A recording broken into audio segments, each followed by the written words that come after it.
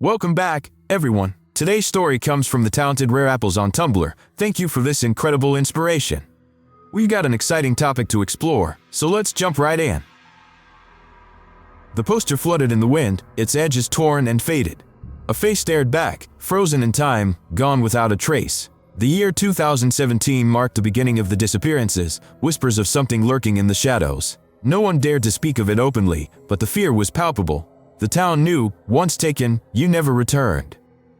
Starswirl the Bearded's notes revealed a horror beyond comprehension.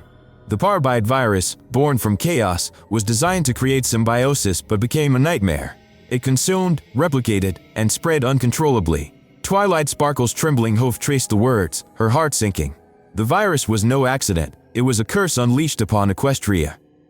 The virus burrowed deep, twisting its hosts into grotesque versions of themselves. It targeted the brain, the throat, the very essence of thought and speech. Cells turned against the body, devouring everything. The infected believed they were growing stronger, but they were rotting from within. Faithful Spackle's notes ended abruptly, the ink smeared as if in panic. Phase 1, headaches, fatigue, cold sweats. Phase 2, vomiting blood, aggression, unbearable pain. Phase 3, memory loss, immobility, skin peeling away. Eyes popped out, voices faded, and minds shattered. Twilight's documentation was clinical, but the horror was undeniable. The virus didn't kill, it transformed, leaving behind hollow shells of its victims. Unicorns infected by the virus became monstrous. Spells backfired, magic turned toxic, and their intelligence twisted into madness. They craved magic, devouring spells like ravenous beasts. Their movements were jerky, their minds fractured. Twilight Spall's notes warned of their uncanny resilience. They were no longer ponies, they were predators. Pegasi retained their wings but lost their grace. They hovered like vultures, stalking from above. Their speech became bird-like, their aggression primal. Soft sounds drove them into frenzies.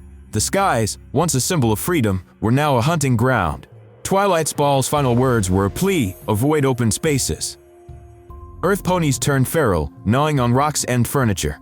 Their teeth rotted, their strength surged, and they lurked in darkness. Territorial and restless, they attacked at the slightest noise. The virus amplified their hunger, turning them into mindless consumers.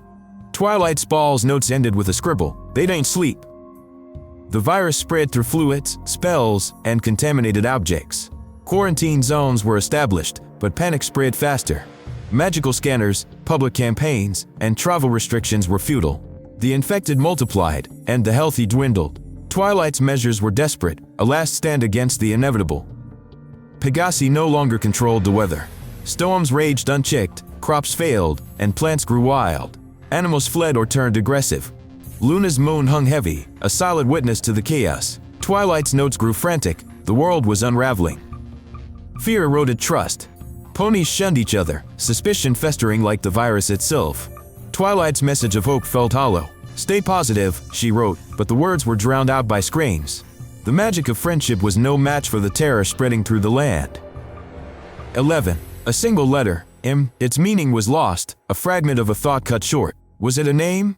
A warning? The page was otherwise blank, a void where answers should have been. The silence was deafening.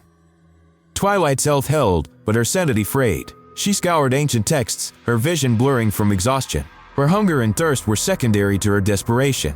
Luna's dagger and a cryptic note about nature were her only comforts.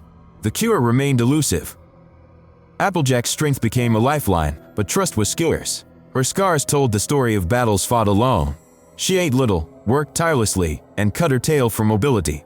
Her sanity dipped to 40%. The virus wasn't her only enemy.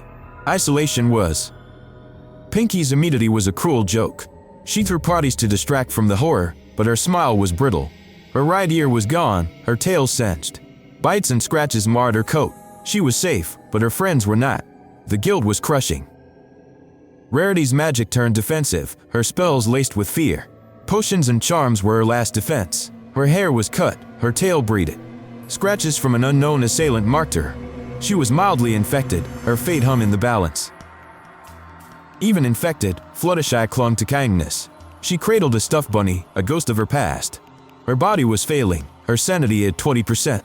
Vultures circled, but she whispered to them, as if they were still her friends. The virus couldn't erase her heart. Rainbow's speed became a curse. She crashed through buildings, her hair falling out, her mind fractured. She tried to save Fluttershy but became the monster instead. Her eye was gone, her thirst unquenchable. She wore Fluttershy's dress, a twisted reminder of what she'd lost. The sky was hers, but she was no longer free.